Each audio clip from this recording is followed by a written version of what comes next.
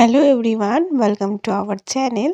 তোমরা দেখছো স্নেহা উজ্জ্বল ব্লগস। আইব সকলে খুব ভালো আছো, আমিও খুব ভালো আছি। তোমাদের জন্য নতুন একটা ভিডিও নিয়ে আমি চলে আসলাম। তো আজকের দিনটা ছিল বৃহস্পতিবার। এই ভিডিওটা তোমাদের সাথে শেয়ার করছি বৃহস্পতিবার আর শুক্রবারের দুটো দিনের মিলে একটা ভিডিও। তো আমার মাসিরা অনেক দিন পরেই এসছে আমার মার বাড়িতে। আমার রাখি মাসি আর আমার মামুন মাসি, দুই মাসি এসেছিল। তো ওরা বৃহস্পতিবার দিনকে ওই দুপুরবেলার নাগাদ এসেছিল, 12টা কি 1টার সময় মনে হয়। আর এসেই আমাকে ফোন করেছে যে তুই আজকে আসবি না। তো ওরা এসেছিলো অনেকক্ষণও হয়েছে, আমি গেছিলাম বিকেলবেলায় ওই 5:30টার নাগাদ। বৃহস্পতিবার দিন আমি মার বাড়িতে তখন গেছিলাম। ওরা যখনই আসে আমাকে তখনই যেতে বলে, কিন্তু আমার তখন হয় না, কারণ সেদিন বৃহস্পতিবার ছিল। তোমরা সবাই জানো বৃহস্পতিবারের দিন বাড়িতে অনেক কাজ থাকে, পুজো দেওয়া থাকে সবথেকে বেশি বড়, মানে সেদিনকে একটু অনেকক্ষণ সময় লাগে পুজো দেওয়াটা, আর বাড়ির সবথেকে বড় কাজই পুজো দেওয়াটা। তো যাই হোক, সব কিছু করে তারপরে মেয়ে ঘুম থেকে উঠেছিল ওই 4টে 4:30 নাগাদ। তারপরে উঠে মেয়েকে খাইয়ে সব কিছু বাড়ির কাজ কমপ্লিট করে গেছিলাম ওই 5:30টার নাগাদ মার বাড়িতে। আর আমার বর তো তখন ঘুমাচ্ছিল বাড়িতে। তো বরের জন্য রান্নাবান্না সব কিছু করে দিয়েই গেছিলাম। ও ঘুম থেকে উঠে খেয়ে অফিস চলে গেছে। আর তার পরের দিনকে সকালবেলায় অফিস থেকে এসেও কচুরি নিয়ে ঢুকেছিল, কচুরি খেয়ে নিয়েছে। আর দুপুরবেলায় তো সেরকমভাবে খায় না, ঘুমায়। ওই যদি ঘুম থেকে ওঠে তখন খায়, আর না হলে অফিসে যাওয়ার আগে খায়। তো অফিসে যাওয়ার আগে আমি বলেছিলাম সেদিনকে তুমি আমাকে একটু ওই বাড়ির থেকে নিয়ে এসো। তো একেবারে ও সকালে কচুরি খেয়ে ঘুমিয়েছে, তারপরে ঘুম থেকে উঠে আমাকে ওই বাড়ির থেকে আনতে গেছিলো। সেই সময় আমার বাপের বাড়িতে লাঞ্চটা কমপ্লিট করে নিয়েছিল, তারপরে আমাদেরকে বাড়িতে নিয়ে চলে এসেছিলো। তো এখানে দেখো, এটা হচ্ছে বৃহস্পতিবারের দিনের ভিডিওটা তোমাদের সাথে শেয়ার করছি সবার ফার্স্টে। এখানে আমার বুনুর সাথে আমার মেয়ে খেলছিল।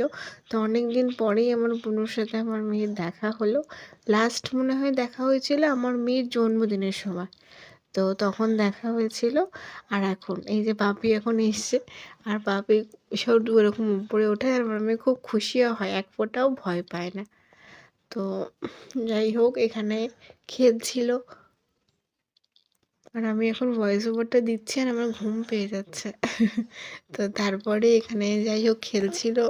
খেলার পরে মা আর দুই মাসি গেছিলো একটু কেনাকাটা শপিং করতে। আর তখন এখানে আমার বুনুকে পড়তে বসিয়েছিল, মানে ওর মা বলেই গেছিলো আমাকে যে ওকে পড়তে বসাতে। আর আমার বোনও না খুব ভালো, ওকে যখনই তুমি পড়তে বসার কথা বলবা ও কোনো সময় কান্নাকাটিও করে না, কিচ্ছু করে না, একদম গুড গার্লের মতো পড়তে বসে যায়।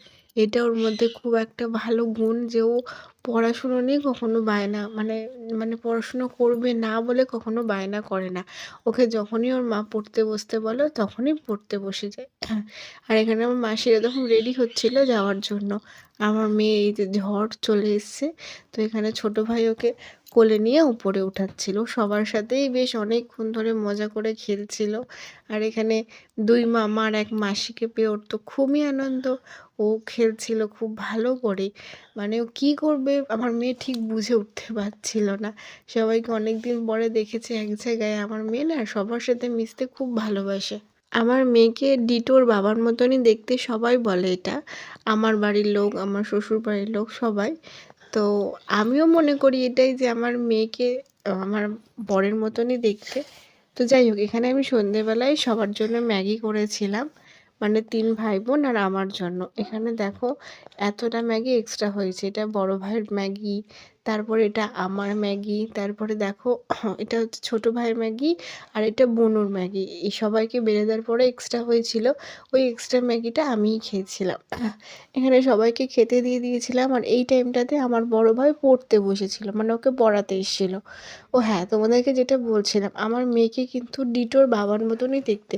ওটির থেকে যখন আমি মানে ওটিতে যখন আমার মেয়েকে ফার্স্ট দেখি, তখন তো মুখটা অতটা ক্লিয়ার করে দেখতে পারিনি, বাট যখন আমি তারপরে বেরিয়ে এসে ফার্স্ট টাইম ওকে ভালো করে দেখি, তখন আমি দেখি ওর বাবাকে একটা কথাই বলেছিলাম, তোমার মেয়েকে পুরো তোমার মতনই সেম দেখতে হয়েছে। এটা এটা আমি সবার ফার্স্টেই ওকে বলেছি, কেউ তখন বলুক আর না বলুক। কিন্তু আমার মেয়ের ওর বাবার মতনই গুণ পেয়েছে, খাবার দিক থেকেও মানে অনেকটা বাবার মতনই।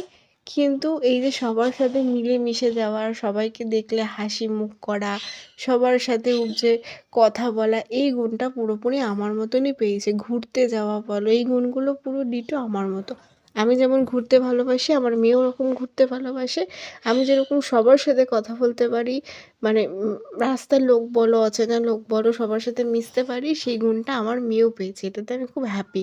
আর এখানে দেখো ৩ ভাই বোন একসাথেই পড়ছিল।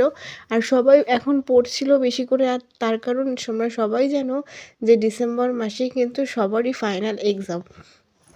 তো এর জন্য সবাই মিলে পড়ছিল। আর আমার মেয়ে এখানে হয়েছিল টিচার। ওদের সবাইকে তো পড়তে দিচ্ছিলই না, উল্টে এত জ্বালাতন করছিল, সবার পড়াশোনাই নষ্ট করে দিচ্ছিল। আর এই ভিডিওটা হচ্ছে শুক্রবার, মানে তার পরের দিনের ভিডিও। এখানে মা আর মেয়ে মিলে, মানে আমার বোনু হচ্ছে আমার মার ছোট্ট মা, তো দুজন মিলে এখানে রান্নাবাটি খেলছিল। আর আমার মেয়ে রান্নাবাটি খেলার মানে এতটাই এনার্জি, তোমরা দেখতেই পাচ্ছ। সব রান্নাবাটির জিনিস এদিক ওদিক সেদিক ছুঁড়ে ছুঁড়ে ফেলে দিচ্ছে, আর উঠে উঠে দৌড়াচ্ছে শুধু। আর ওদিকে আমার বোনু বলছে আমাকে একটু পাতা এনে দাও না, আমি রান্না করবো। ও ওর মতো রান্না করছে, কিন্তু আমার মেয়ের রান্না করার ব্যাপারই আলাদা।